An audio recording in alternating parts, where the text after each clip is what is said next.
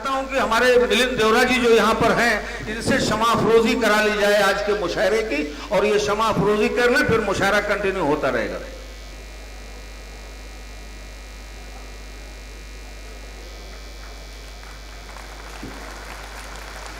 शुक्रिया।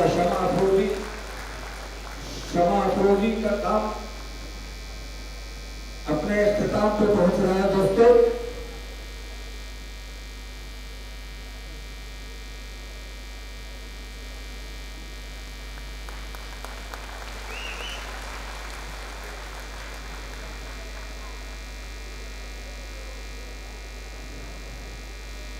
क्षमा अफरोजी अपने इख्तिताम पर पहुंची दोस्तों।